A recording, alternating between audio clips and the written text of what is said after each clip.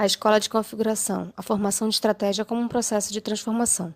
A chamada escola de configuração apresenta uma proposta diferente de todas as outras escolas, mas ao mesmo tempo é considerada como a que possibilita integrar as mensagens de todas elas. Apresenta a organização e o meio que a cerca como estados de configuração e a geração de estratégia como um processo de transformação. Embora configuração e transformação andem juntas, elas são muito diferentes. A configuração de uma organização é pesquisada e descrita por acadêmicos, e a transformação é praticada por executivos e prescritas por consultores. A abordagem de configuração pode ser encontrada em todas as ciências sociais. Enquanto na escola ambiental prevalecem os separadores, que isolam as variáveis para estudá-las aos pares, na escola de configuração prevalecem os agrupadores, os quais veem o mundo em categorias claras e precisas. Em administração estratégica, agrupar tem sido considerado comum, pois reflete a ligação entre teoria e prática, onde os pesquisadores são encorajados a fornecer aquilo que os profissionais consideram útil. As premissas da escola de configuração. 1. As organizações podem ser descritas na forma de uma configuração estável em um determinado contexto. 2. Saltos quânticos periódicos em transformações. 3. Os itens 1 e 2 descrevem o ciclo de vida das organizações. 4. A função de administração estratégica é gerar a configuração e a transformação sem destruir as organizações. 5. As escolas de pensamento da formação de estratégia são configurações particulares. 6. As estratégicas resultam dependendo do momento da situação. Escola de configuração. Ao analisar essa escola no livro Safari de Estratégia, uma organização apresenta 7 características que a identificam, que são elas: primeira, empreendedora, simples, pequena, jovem, com estrutura informal e flexível, num ambiente dinâmico. Segunda, máquina, é encontrada em empresas maduras com produção em massa.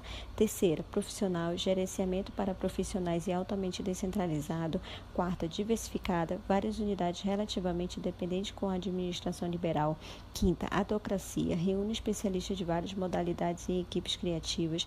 Sexta, missionária, de cultura forte, com cooperação mútua de seus membros, pouca especialização e crenças comuns. E a sétima, que é a política, não possuindo elementos dominantes, a tendência de ruptura, originando forças políticas. Podem ser temporárias e relativamente... Transformando organizações. Mudar, reformular, reduzir, revitalizar, ampliar, enfim. Qualquer processo de mudança não é um processo fácil e é impossível fazer o gerenciamento dessa mudança. Se adaptar às mudanças, sim, é possível acompanhar a mudança evoluindo e aprendendo de forma gradual. Afinal, mudar o quê? O que pode ser mudado numa organização? É a primeira pergunta que deve se fazer. E como fazer isso? Como mapear essas mudanças?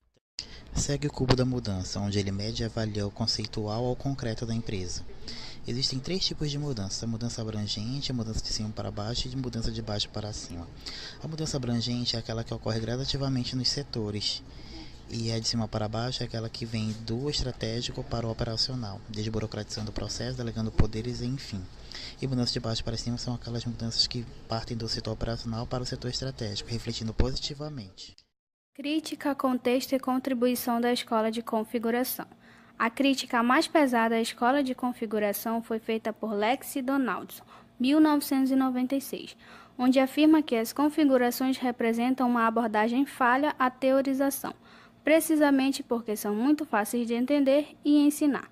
Embora não seja possível especificar um contexto para esta escola, podemos chamar a atenção para os contextos que ela deixa passar, como aqueles cheios de nuances, não categorizados e que talvez não sejam categorizáveis. A contribuição da escola de configuração foi evidente na administração estratégica.